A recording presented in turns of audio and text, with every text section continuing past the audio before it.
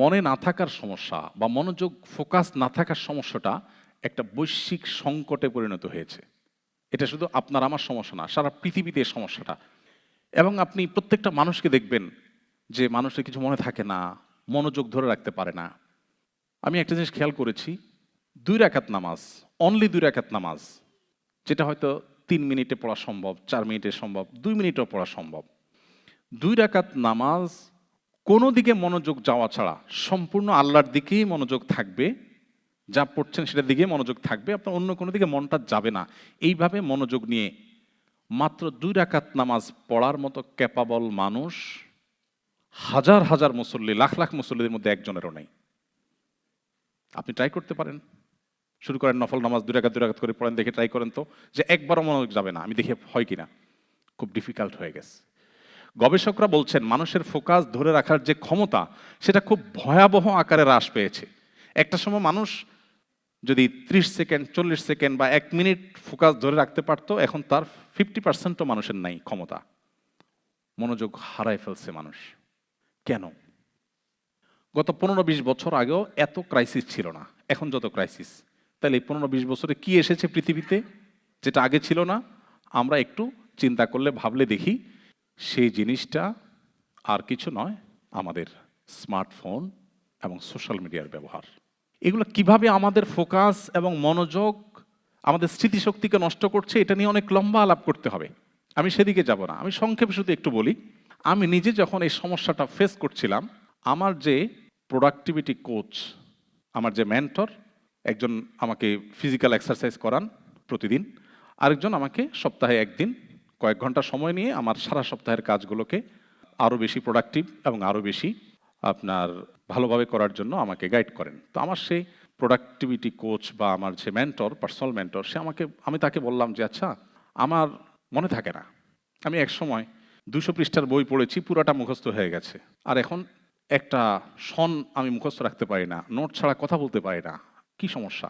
Doctor দেখিয়েছি দেশে দেশে বাইরে, কোনো সমস্যা ধরা পড়ে না, ডাক্তাররা কিছু খুঁজে পায় না, বাট আমি ফিল করছি এই সমস্যা। তখন সে আমাকে এক লাইনে বলল যে আপনি সকাল থেকে এই পর্যন্ত ফেসবুকে কতগুলো পোস্ট দেখেছেন?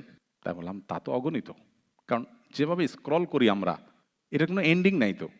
কিছু দূর গেলে হয়তো নেট একটু ঘুরবে, তার মানে তুমি ওয়েট করো, আসছে আরো, তাই না? কখনো আপনাকে দিবে না দ্য এন্ড, আসবে। চিন্তা করেন, যে জিনিসটার কোনো এন্ড নাই, আপনি যেভাবে খুঁজছেন মনে হয় যে কি হারায় গেছে, তাই না?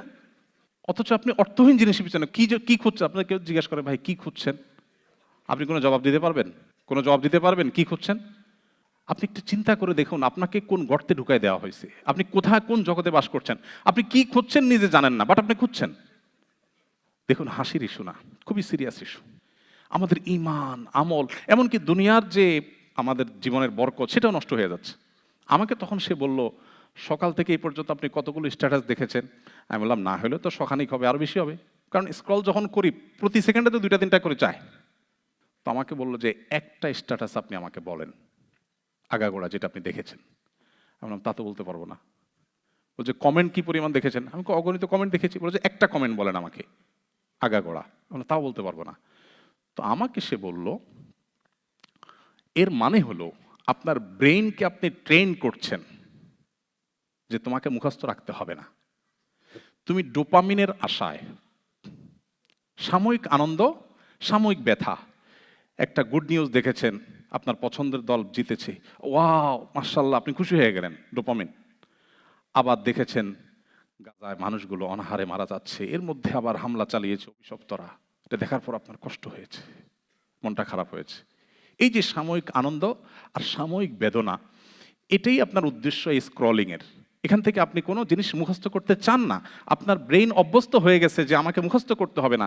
এর ফলশ্রুতিতে আপনার কোনো কিছু মনে থাকে না, মনোযোগ থাকে না, বিকজ আপনার ব্রেইন অভ্যস্ত হয়ে গেছে মনোযোগ না রেখে অসংখ্য জিনিস পড়ার উপরে। আপনি এটা ছেড়ে দেন, সিরিয়াস হন, আপনার জীবনে পরিবর্তন আসবে। কয়েক মাস হয়েছে আমার মোবাইলে কোনো ফেসবুক, কোনো ইউটিউবের অ্যাপ নাই, আমার অফিসে, আমার বাসায়, আমার কোনো পিসিতে কোথাও নিউজ ফিডে ঢুকার কোনো অপশনই নেই, সেটা এমনভাবে ব্লক করা আমি চাইলেও ঢুকার সুযোগ নেই। আলহামদুলিল্লাহ, আমি ফিল করছি যে আমি অনেক ভালো আছি। আমরা যারা ইবাদত করতে পারছি না, নামাজে মনোযোগ থাকছে না, আমাদের যাদের ফোকাস নষ্ট হয়ে যাচ্ছে, আমাদের বাচ্চারা ধ্বংস হয়ে যাচ্ছে, আল্লাহর শপথ করে বলি এটার প্রভাব সবচেয়ে বেশি। আর অনেক কারণ আছে, এটার প্রভাব সবচেয়ে বেশি। আমার 17 বছর 18 বছরের ছেলে, আলহামদুলিল্লাহ, স্টিল নাও তার কাছে কোনো স্মার্টফোন নাই, এবং এটার ব্যাপারে তার কোনো আগ্রহও নাই। তাকে বললেও হয়তো সে বলবে না আমি কি করব। ফোনই ছিল না, একটা ছোট বাটন ফোন দেওয়া হয়েছে বাইরে টাইরে গেলে পড়ালেখার জন্য কোনো কাজে, তখন যাতে যোগাযোগ করা যায়।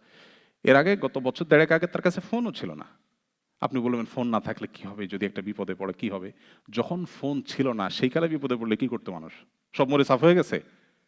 এগুলো আমাদেরকে শয়তান যেভাবে বুঝেছে আমরা এভাবে বুঝছি। সো আমাদের মনোযোগ বাড়ানোর জন্য অবশ্যই আমাদেরকে এই জিনিসটার প্রতি খেয়াল রাখতে হবে যে আমরা সোশ্যাল মিডিয়া এবং মোবাইলের নিয়ন্ত্রণ করব। আপনি কি সোশ্যাল মিডিয়াকে ব্যবহার করছেন নাকি সোশ্যাল মিডিয়া আপনাকে ব্যবহার করছে? এটা হলো সবচেয়ে বড় প্রশ্ন। আপনি কি ডাইরেক্ট হয়ে গেছেন নাকি কন্ট্রোল আছে? এটা গুরুত্বপূর্ণ প্রশ্ন। এটা আমাদেরকে শেষ করে দিচ্ছে। অনেক সময় দাওয়াতের কাজের নাম দিয়া ঘন্টাকে ঘন্টা স্ক্রল করছি উদ্দেশ্যহীনভাবে। এটা কখনো একজন মুসলমানের লাইফস্টাইল হতে পারে না, অসম্ভব। আমি জানি এই স্রোতের বিপরীতে আমার কথাগুলো খুব বেশি প্রভাব ফেলবে না, কিন্তু আমি আমার দায়িত্ব পালন করলাম। আল্লাহ যাকে হেদায়েত দিবেন তিনি হয়তো ডিসিশন নেবেন যিনি তার জীবনকে অনেক বেশি প্রোডাক্টিভ করবেন, বরকত দিয়ে পরিপূর্ণ করবেন। আল্লাহ আমাদেরকে তৌফিক দান করুন।